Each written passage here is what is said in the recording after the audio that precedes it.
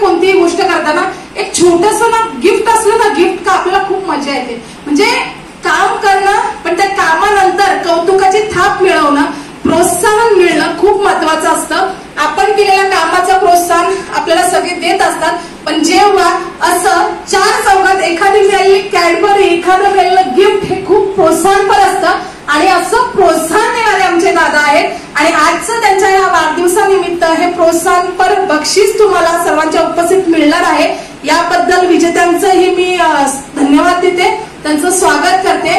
आणि पुण्याच्या शाळेच्या टीमचंही मी आभार मानते. एक शिक्षकांचं एक चांगलं बॉन्डिंग मला इथे दिसलं.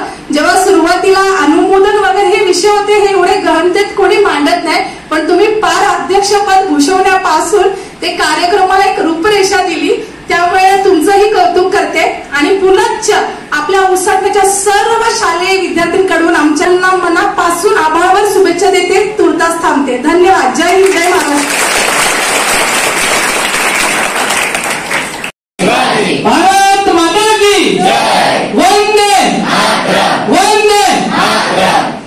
आजच्या या कार्यक्रमाचे अध्यक्ष सन्माननीय मुख्याध्यापक गायकवाड सर, या कार्यक्रमाचे प्रमुख अतिथी ज्यांचा वाढदिवस आहे ते आमचे मित्र महिदादा गायकवाड, आमचे दुसरे मित्र जे महिदादा प्रमाणेही ज्याप्रमाणे आपल्या ग्रामीण भागामध्ये किंवा शहरी भागामध्ये महिदादा काम करतात, त्याचप्रमाणे बदलापूर ग्रामीण मध्ये ज्यांचं महिदादांसारखंच काम चालू असतं ते आमचे मित्र तालुका प्रमुख पालदादा कांबरी, आमची ताई रोशनाताई, तसेच सर्व सन्माननीय व्यासपीठ. आज महिदादांचा वाढदिवस आणि त्या वाढदिवसानिमित्ताने प्रतिवर्षाप्रमाणे आपण मलंगड विभागातील सर्व शाळांमध्ये कोणत्याही तरी प्रकारच्या स्पर्धा आयोजित करतो आणि त्याचं बक्षीस वितरण महिदादांच्या हस्ते आपण करत असतो. नेहमीप्रमाणे यावर्षी आपण मलंगड विभागातील सर्व शाळांमध्ये, काही शाळांमध्ये आपण निबंध स्पर्धा घेतल्या, काही शाळांमध्ये आपण चित्रकला स्पर्धा घेतल्या, काही शाळांमध्ये आपण वक्तृत्व स्पर्धा घेतल्या. आणि या सर्व विजेत्या विद्यार्थ्यांना दादांच्या हस्ते पारितोषिक देऊन त्यांचा सन्मान केलं. हे करण्यामागचं दादांचं एक उद्दिष्ट आहे. शालेय जीवनामध्ये बक्षीस भेटणं हे खूप आनंदाची बाब असतो आणि ह्या बक्षिसाच्या जोरावर विद्यार्थी नेहमी आपल्याला काहीतरी मिळेल या भावनेने विद्यार्थी प्रयत्न करतात आणि या प्रयत्नाच्या जोरावर ते आपले नकळत आपले भविष्य घडवत असतात. सर, मी एक माझ्या जीवनातील उदाहरण सांगतो. मी जेव्हा शालेय जीवनामध्ये होतो तेव्हा नेहमीच तिसरा नंबर मध्ये यायचा. एकदा ज्या शाळेमध्ये मी होतो, मांगरूळ शाळेमध्ये, त्या गावचे सरपंच आले आणि त्यांनी अनाऊन्स केला की या वर्षी जो पहिला नंबर काढेल त्याला मी बक्षीस देणार. बक्षीस काय देणार होते? कंपास पेटी. माझ्या मनामध्ये घर तयार झालं की अरे मी नेहमी तिसरा येतो, पण मला यावेळेला कंपास पेटी जिंकायचे, मला पहिला नंबर काढायचे. मी माझ्या वर्ग शिक्षकांना सांगितलं, मॅडम मला पहिला नंबर काढायचा, मी काय केलं पाहिजे? मॅडमने एक मला म्हण लिहून दिली. सांगितली, ही म्हण तू ज्या ठिकाणी तुझी पुस्तकाची बॅग ठेवतो तिथे चिपकवायची आणि रोज ती जेव्हा तू पुस्तक घ्यायला जाशील किंवा तुझी बॅग घ्यायला जाशील तेव्हा वाचायची, तुला नक्कीच पहिला नंबर येणार. मी म्हणून ठीक आहे मॅडम. मॅडमने मला म्हण अशी लिहून दिली, प्रयत्न वाढूचे न रगडिता तेलही गेले. मी अगोदर बघितलं, मॅडमला अर्थ विचारला, मॅडम प्रयत्न वाढूचे न रगडिता तेलही गेली म्हणजे काय? किती रगडले तरी वाळूच्या पेनातून तेल तर निघणार नाही. मॅडम फक्त जरी वाळूच्या पेनातून तेल निघणार नसेल पण तू प्रयत्न कर, नक्कीच निघणार. सांगायचं मॅडमचं मला सांगायचं तात्पर्य होतं की तू एवढा अभ्यास कर तर तुझा पहिला नंबर येणार. मी त्या दिवसापासून सुरुवात केली आणि 7वी मध्ये माझा पहिला नंबर आला. असंच मी पहिला नंबर करायच्या लायकीचं नव्हतं, कारण माझ्यापेक्षा खूप हुशार मुलं त्यावेळेला शाळेमध्ये होती. म्हणून आम्ही दादांनी पण हेच ठरलं की नाही, मुलांना अभ्यासाची सवय लागली पाहिजे. तुम्ही या शालेय जीवनामध्ये तुमचं प्रथम कर्तव्य आहे अभ्यास करणं. त्याच्यानंतर तुम्ही बाहेर निघाल, तुम्हाला वेगवेगळ्या प्रकारचे तुम्हाला मार्ग भेटेल. तुम्ही कोणी कोणत्या मार्गात जाणार, तुम्ही कोणत्या मार्गात जाणार. आपला ग्रामीण भाग विशेष म्हणजे खूप हुशार सध्या आपल्या 2-4 शाळा झाल्या, याच्या अगोदर मुली खूप कमी प्रमाणात शिकवायच्या सर. पण आता गेल्या सकाळपासून आम्ही बघतोय की ज्या ज्या शाळेमध्ये जातो त्या शाळेमध्ये सर्व प्रकारचे नंबर ते मुलींचे आलेले आहेत. मुलं जर लक्ष द्या आणि नोटीस करा की भविष्यामध्ये तुमचं भविष्य धोक्यात आहे. जर अशाच प्रकारे मुली पुढे जात राहिल्या तर मुलांना खूप मागे राहणार आहे. ज्याप्रमाणे शासनाचे धोरण होतं 50% मुली आणि 50% मुलं असं आरक्षण असायला पाहिजे, पण ते आपले 50% पेक्षा जास्त आपलं हिरावून घेत आहे, लक्षात घ्या. समजलं का? आज पण मला वाटतं इथे सर्वच मुलींचे नंबर आलेले आहेत. बरोबर ना? आपणही अभ्यास केला पाहिजे. आपणही मुलंही अगोदर मुली खूप मागे असायच्या, पण आता मुलींचा अभ्यासाचं प्रमाण मुलांपेक्षा त्या हिशोबाने आम्ही सर्व शाळेवर फिरतो तर मुलींचा अभ्यासाचं प्रमाण वाढलेलं आहे. तसे मी मागच्या वेळेलाही आपण प्रत्येक शाळेतले 10वी 12वीच्या विद्यार्थ्यांची सत्कार समारंभ केला महिलांच्या मार्फत. त्याच्याही मुली त्यामध्येही जे प्रथम द्वितीय तृतीय क्रमांक होते त्याच्यामध्ये मुलींचा खूप मोठा सिंहाचा वाटा होता. नगण्य मुलांचे त्याच्यामध्ये नंबर आलेले होते. तर असं झालं नाही पाहिजे.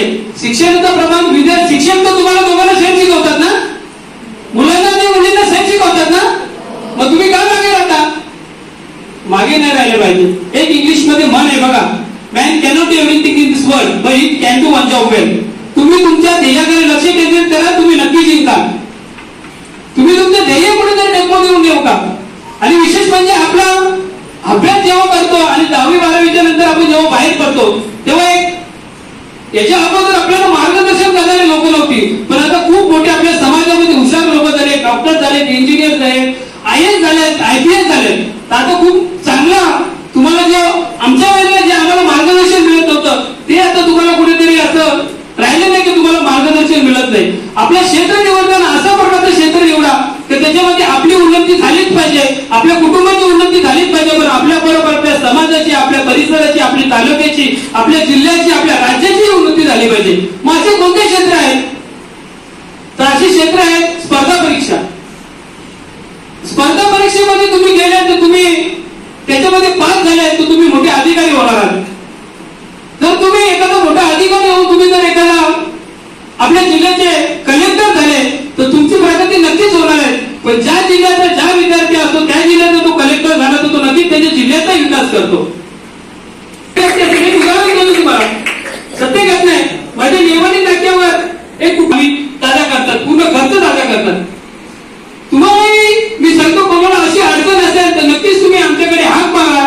नक्कीच आम्ही सर्व आमचं शिवसेना परिवार तुमच्या पाठीशी उभा राहील. कोणाला अशा प्रकारची कधी जर गरज लागली तर आम्हाला तुम्ही कळवा. वैद्यकांच्या मार्फत आम्ही नक्कीच त्यांना जे शक्य होईल ते नक्कीच करायचा प्रामाणिक प्रयत्न करू. खूप काही जास्त बोलत नाही कारण परीक्षेची वेळ आहे. प्रसिद्ध आमचा पाऊण तास झाल्याच्या वेळेनुसार जास्त गेलेला आहे. पुन्हा एकदा सर्व शिक्षक मंडळाचे शिक्षक जे आहेत त्यांचा जर वाढदिवस साजरा केला तर खरोखरच मला एक त्याचा आनंद होईल.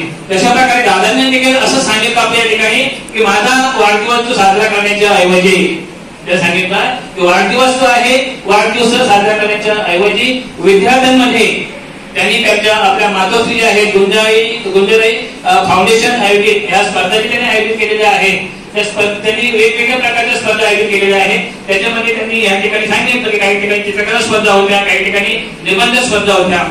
परंतु आपल्या शाळेमध्ये निबंध स्पर्धा आयोजित स्पर्धेमध्ये आता ह्या नेहमी त्यांच्याकडे आपण जमवलं 3रा वर्षी या ठिकाणी आहे. निबंध स्पर्धा पण 3ऱ्या वर्षी कंटिन्यू चाललेला आहे.